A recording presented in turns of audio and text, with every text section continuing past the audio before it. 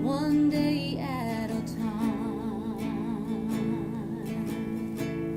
One day at a time. Nothing can be truer than the song sang to 83-year-old John Clayton. It's day 50 of his hospital stay for heart problems. I was feeling real low when the doctors tell you there's nothing else I know to do. But then when she comes in and sings a song and says, one day at a time, she says, well, wait a minute. Now, wait a minute. God's got something else for me to do. Jesus. It's clear little John's voice and guitar playing that uplifts Clayton's spirits. She's a certified music therapist, part of Trident Health's treatment team. Music is something that is innate to human beings. I mean, it's across all cultures. It's been here from the dawn of time. Her therapy sessions have a rhythm and play in tune with the patient's emotional and spiritual needs. The first time I met him, we just had to work through a lot of what was going on presently. There was some fear, as he said, that doctors had told him that they didn't know what else they could do.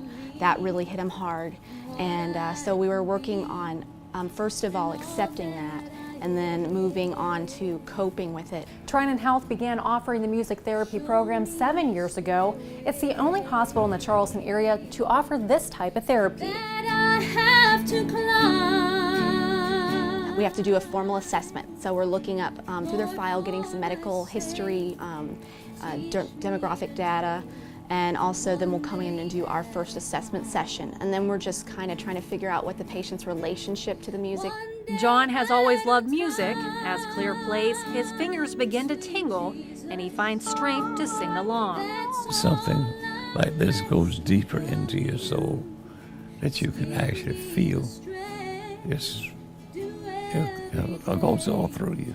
His progress brings tears to his daughter's eye. Through this young lady and her work, I feel like a different person. Clear's musical talents helping John take it a day at a time. Leah Sestrick, ABC News 4.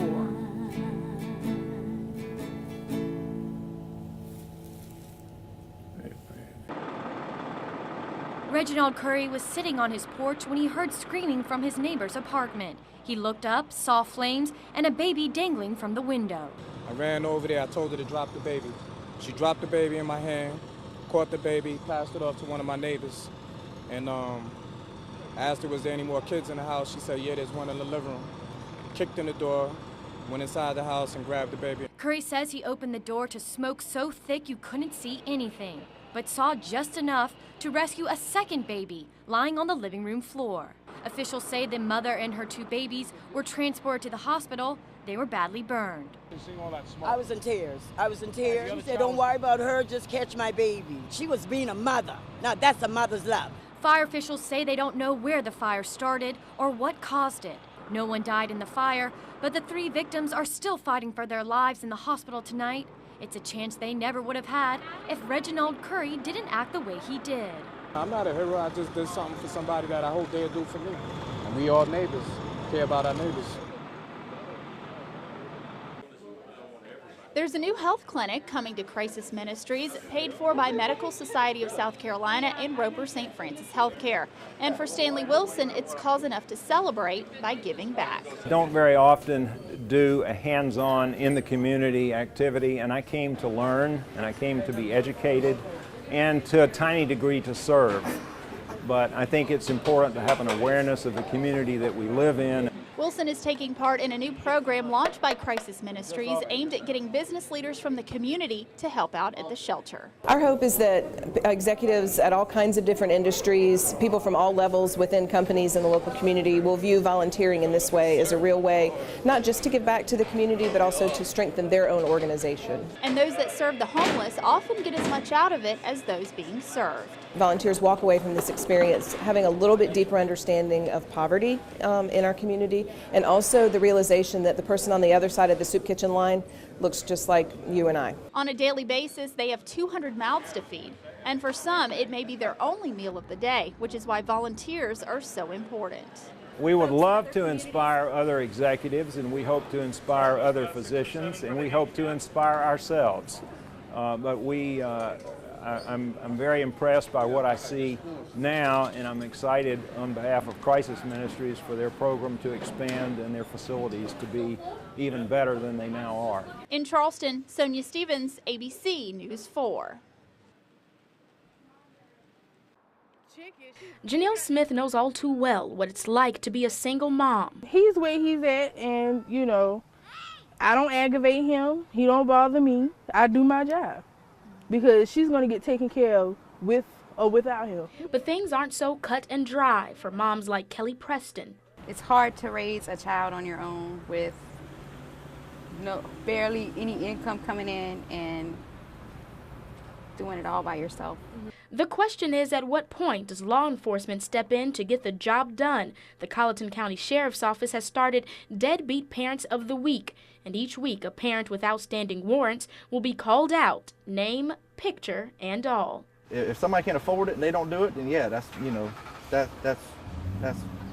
right. I think they should do that, but some people just can't afford it. Officials hope it will be a rude awakening, a push to do what's right. It has its pros and cons because, you know, we don't want to be out here, you know, belittling people that don't have jobs. I don't think it's right. It's kind of degrading to the parents that can't afford the child support. From the street level, it looks a little unusual. I think it looks good. I think it sort of reminds you of a cross between a windmill at the top and also, I guess, a large fan. But the bottom line, it's helping the city with its bottom line. To give you a closer perspective, I'm on the roof of City Hall, where the city has installed 5 new wind turbines as they continue to be a leader of green communities. It's difficult to request other people to follow that trend if you're not willing to live up to it yourself. North Charleston Mayor Keith Summey says the wind turbines will lower the building's power bill, which now runs at $450,000 a year. The total savings won't be known for at least a year. We're trying it to see what it does to reduce our costs. If it's 10% or if it's 5%, that's not the cost reduction, but the less dependency we have on coal and oil. To put the turbine in motion, the city received a $57,000 federal grant and paid $14,000 out of pocket. If we save 1% of that, we've saved $4,500. So in the 3-year time frame under that scenario, we will have, it will have paid for itself as far as our money. But for Mayor Summey, it's about more than saving money. It's the better use of how do we generate energy. And we think that's important for the future. Even though he's not screaming it from the rooftop of City Hall, the mayor's new mission is to go green. Leah Sestrick, ABC News 4. Food moving and tables packed as a crowd spilled in for Aunt Bee's final meal. It's like home cooking. It's just, you know, you can't beat it. The East Montague restaurant has been a regular meetup for some who crave food for the soul. This is where the magic has happened for the last 14 years. Loanne has been cooking up her fried Southern comfort food. Nice and juicy every time. Aunt Bee's has 5 part-time employees. I am doing great. I am a little behind. What do you need? Waitress Wanda Sloan has been on her toes since the doors open, whipping around, months shy of turning 80 years old. The waitress got into my blood. It got into my daughter's blood, my granddaughters. Owner Debbie Summey, wife of North Charleston Mayor Keith Summey, bought the building to spark growth in the business district, which that it has. Now she says it's time to move on. It was a hard decision to do that. We were only open 15 hours a week, and the building should be used a lot more than that. While Aunt Bee's is closed, it won't keep Wanda off her feet. Hey, I'm not going home and sitting down. I can't do that. I've just been energetic all my life, and I want to keep on doing what I'm doing. If anybody's looking for a great waitress, she'd be the one to get. This table wore armbands to make their protest. We always come in here for the fish and red rice. It's the best in town. I'm sorry to see it's gone. I don't know where we're going to find a place to replace it. While a Southern charm in the Low Country may be a loss, soon another door will open. Leah Sestrick, ABC News 4. We really got emotional when they were taking her to the shipyard to see her out. Sonny Walker not only traveled from Baltimore 3 years ago to see the Laffey Lee Patriots Point for repairs, but he also served aboard the ship in the 60s. 1995 was the first time I saw the ship at Patriots Point, and hadn't seen her for so many years, and I was crying because I thought she had been made into razor blades. Walker is the president of the USS Laffey Association. He and its over 400 members have fought to save the historic ship. But a ship to a sailor is a living thing. It's not just a piece of metal. The day is finally coming to get her back to Patriots Point, and we are all ecstatic. The destroyer left Patriots Point in 2009, and after $9 million of repairs, the Laffey is ready to make its return home. And some of the work to get her ready was done by Walker and other Laffey shipmates. And we're doing work that we used to complain and scream and carry on about that we had to do, and now we come back and do it for free. We were getting paid $80 a month to do it then. The cost of moving the ship, $1 million. The destroyer will be anchored next to the Yorktown, where right now a 60-foot section of the pier has been removed, waiting for it to call home.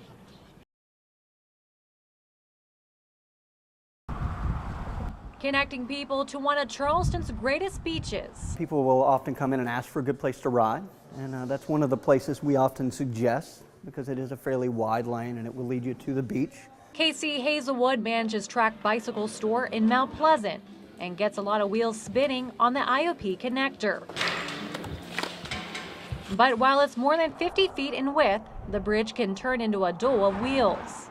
Been commuting now without a vehicle for 5 years, and I ride all the time everywhere, and the biggest issue is just respect between sharing the space and maintenance of the space. Iowa Palms is working along with Charleston County to make the connector bike and pedestrian friendly. After conducting a study, several alternatives are on the table that include everything from raised barriers to 8-foot walkways on either side. But for the cyclist community, any improvements to accommodate bikes is a good thing. As far as the low country goes, I think the biggest hurdle is connectivity between places, so I think it's really great that they're tackling this bridge this time. Hazelwood says making it a safer place will have more people moving by foot or by bike. I think that's something that would make a lot more people a lot more comfortable. We don't just have professional cyclists or aggressive cyclists that would like to do a ride like that, but you've got families, people with kids. While turning a connector into something greater.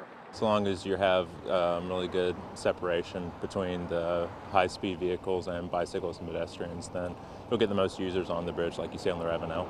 A transformation that may be on the move.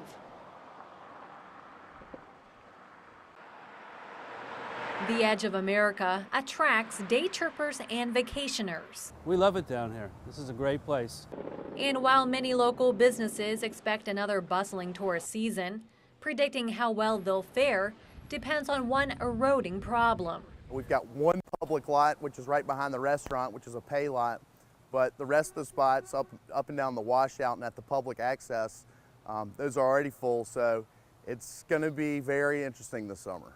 Heavy surf, rain, and wind from Hurricane Irene stripped away much of the beach, destroying a county park. Now the city has to dig themselves out. It's sad for everybody. You hate to have to go through this process. You'd love it just to stay there and not move. But because of the dynamics of the harbor and the jetties and Mother Nature sending storms by, here we are, and we got to do what we can do to protect the shoreline. In President Barack Obama's 2013 budget, only $400,000 was put aside to the severely damaged Folly Beach. But local officials say that amount doesn't come close to the $18 million needed to get this beach back up and running. First, you're kind of disappointed, but then you have to realize, hey, that means they recognized us all the way to the national level that Folly Beach is a viable project and it's one to be done. Only $15 million is needed from the federal government for the beach renourishment project. Mayor Tim Goodwin was in Washington meeting with the state congressional delegation in hopes to secure the additional funds, and says he has a good feeling. It's very positive in that all the congressional members and the senators from the state of South Carolina agreed to work together to do whatever we could do to get this pushed forward. Mayor Goodwin wants to see the beach renourishment project get underway sooner than 2013, the next time Folly is scheduled for a renourishment project. If we're guaranteed the federal dollars, we might put our money up front, get started earlier, getting the environmental studies and the paperwork and stuff out of the way. And stop the edge of America from dwindling away. Leah Sestrick, ABC News 4.